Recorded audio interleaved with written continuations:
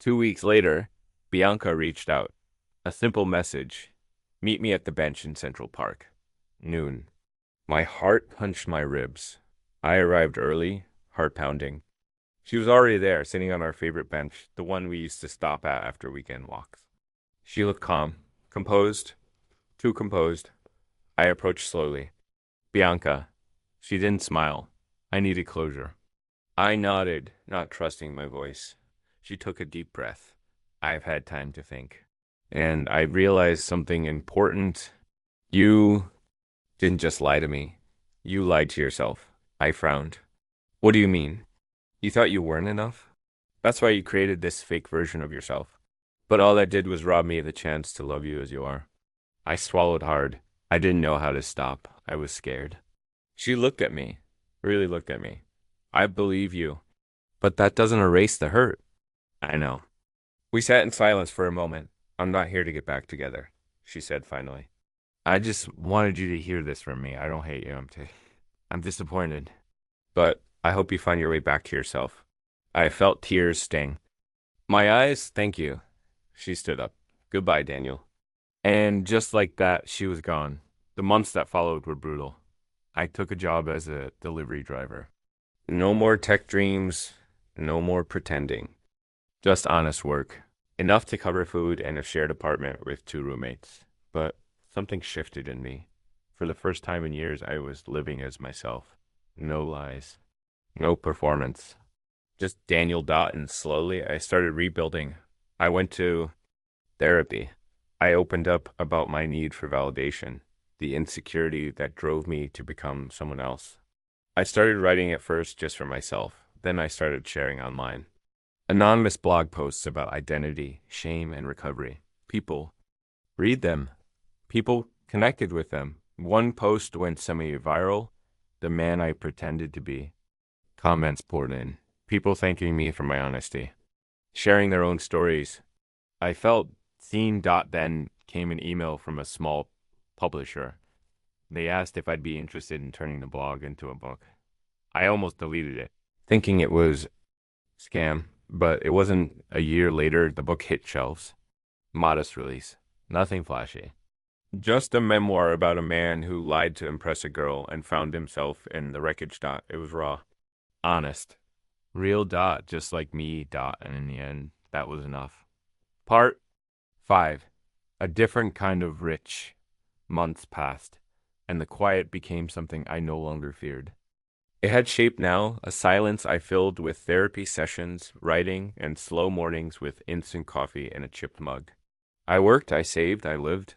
There was no performance anymore, no fake watch ticking against my wrist, no lies filling the space between who I was and who I pretended to be. One cold Saturday morning, I sat on the balcony of our apartment shared with 2 other guys, one of whom sold sneakers on the side, and watched the neighborhood wake up. It wasn't fancy, but it was mine. The honesty of it grounded me. I checked my email. Another message from the publisher. We finalized the cover. Pre-orders are climbing. Great early buzz from bloggers. I stared at the mock-up. My name, Daniel Ruiz, printed clean across the top of a black and white photo of a man standing. In a foggy cityscape, the man I pretended to be, it was real. All of it. The book hadn't made me rich, but it made me seen. And oddly, it made me whole. For the first time, my story didn't feel like a failure. It felt like a beginning. I was doing signings now. Not many, and not in flashy places. Mostly indie bookstores, community events. I wasn't famous, but I was known enough for people to show up with dog-eared copies, ready talk. At one signing. In a corner bookstore in Brooklyn, a girl walked up to the table. Tall glasses with a quiet confidence. Hi, she said, sliding the book across. I'm Maya. I wanted to say, thank you for this. I lied my way into a scholarship once. I couldn't afford the school otherwise. Reading this made me feel less. Like a criminal. Her words stunned me. We talked for a while. She was studying public health, lived 2 subway stops away, and had read the book twice. That night, she emailed me an article she wrote about shame and survival. I read it in one breath. We started seeing each other after that. slowly, carefully. I told her everything early on. There were no illusions. I want to build something honest, I said. Even if it's not perfect. She smiled. Good. I don't do perfect. We weren't a power couple. There were no yacht parties. No champagne toasts under chandeliers. But there were movie nights with store-brand popcorn, long walks, real conversations. I was still broke most days. Still paying off credit cards. Still wondering if I could ever rebuild everything I had let collapse. But I was honest. And that honesty became its own kind of wealth dot then something. Unexpected happened. The book gained traction overseas. A few European bookstagrammers shared it. Translations followed. Sales spiked. Suddenly, I was invited to speak on podcasts. Then panels. Then book fairs. And then TV. A producer reached out from a well-known streaming platform. They wanted to adapt the book. Not a flashy drama, but a limited series about identity, class, and deception. A human story. I was stunned that they flew me to LA for meetings. I borrowed a blazer from Marcus and walked into rooms where people talked about character arcs and audience empathy. It was surreal. Maya came with me. She held my hand under the table during pitch meetings, whispering, "You're allowed to be here." Whenever I looked like I might bolt out when the deal was finalized, I stared at the contract for a long time. Then I signed it suddenly. There was money, not private jet money, but enough. Enough to pay off my debts. To move into a small place with Maya, to breathe, and this time I didn't lie about it. I didn't pretend I always had it. I didn't flex. I donated some of it to programs that supported low-income college students. I taught workshops about narrative storytelling and truth-telling. The show went into production the following year. I was involved as a consultant. I read early scripts. I gave notes.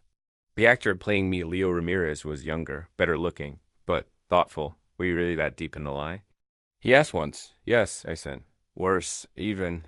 He nodded. I think we can show that without making you the villain. I wasn't the villain, but I wasn't the hero either. I was a man who lied because he thought truth would never be enough. Who learned slowly and painfully that it was the only thing that ever would be. The premiere was quiet. A small theater screening for cast, crew, and friends. Maya wore a thrifted dress and Converse. I wore the same blazer from the pitch meeting. Bianca wasn't there, but she'd emailed me months earlier. I read your book, she wrote. It made me cry. It made me angry. It made me understand a little. I hope you're okay. I hope you found peace. That meant more than I could explain. The lights dimmed. The first episode played. The audience laughed, gasped, and fell silent in all the right places. When it ended, there was applause, not for the fantasy, but for the truth. Part 6. Full circle. After. The premiere, things didn't magically change overnight. I didn't wake up the next morning with movie offers or literary fame. But something deep inside had shifted. For the first time in years, I felt still the kind of stillness that comes from no longer running. Maya and I moved into a modest apartment in Queens sunlight in the mornings. Creaky floors. A neighbor who played saxophone every Sunday evening, like it was his spiritual duty. It was perfect. It wasn't glamorous, but it was ours. Real and for a while, I stopped chasing anything no more branding. No more marketing schemes. I said yes to interviews when they came, declined ones that felt exploitative. I focused on my writing, on telling stories that mattered, even if they didn't sell. The show's release changed a few things. People began to recognize me, not often, but in coffee shops, at bookstores. Strangers would stop and say, "You made me feel seen." Others would whisper, "I've done the same, not proud of it, but thank you." One afternoon, I was walking through Prospect Park when a teenage boy jogged up beside me. "You're that guy from Netflix, right?" He asked, eyes wide. I smiled. "Kind of. I wrote this story." He nodded. "Cool. I just wanted to say thanks. My brother's been faking his whole life. I didn't get it. Now I kind of do." and he ran off. That hit me harder than any award or review. The second book came slowly. I wasn't writing to explain anymore. I was writing to explore. This one was fiction, a novel about a woman who lied her way into high society and slowly unraveled the closer she got to the truth. Maya was my first reader, always. She'd curl up on the couch, red pen in hand, sipping tea. This character needs more backbone, she'd say. Or this sentence, gorgeous. She believed in me, and that belief made me braver, but success brought other shadows. Old friends started reaching out people who hadn't spoken to me in years. Some offered praise, others wanted favors. And a few I could tell still only saw the lie, not the person beneath it. One day, I got an unexpected email from Richard Halberd, Bianca's father. I watched the show, he wrote. I was wrong about you. Would you consider a coffee meeting? My hands trembled as I read it. I hadn't spoken to him since that dinner on the patio. When I fumbled through jargon and tried to look like someone I wasn't, I didn't reply right away. I showed the message to Maya. What do you want to do? She asked. I don't know. I admitted. Part of me wants to prove to him that I did become something, that I mattered. She tilted her head, and the other part wants to forget he ever existed. She nodded slowly. Whatever you choose, just make sure it's not about revenge or validation. Do it for you? I let the message sit for 3 days. Then I replied, sure, 1 coffee. We met at a quiet cafe uptown. He was older than I remembered, but still sharp, still impeccably dressed. He stood when I walked in, extended a hand. Daniel, Mr. Halberd. He gestured for me to sit. First, he said, let me apologize. I misjudged you, not just because of the lies. Because I didn't care to see the person behind them. I didn't respond. He continued. Bianca and I haven't spoken much since then. But she told me about your book.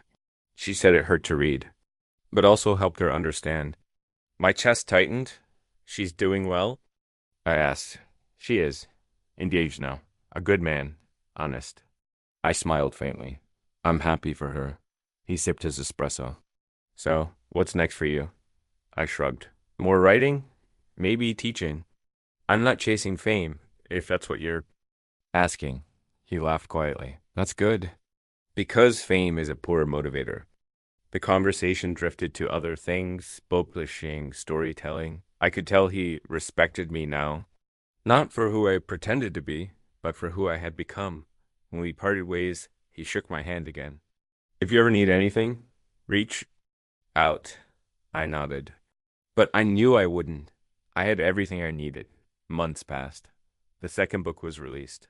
Smaller splash, but warmly received. I began teaching a weekly writing class at a community center. Mia continued her work in public health, quietly changing lives without fanfare. One evening, I came home to find her sitting on the balcony, holding a letter from a university. She said, they want you to speak. Commencement. I blinked. You're joking?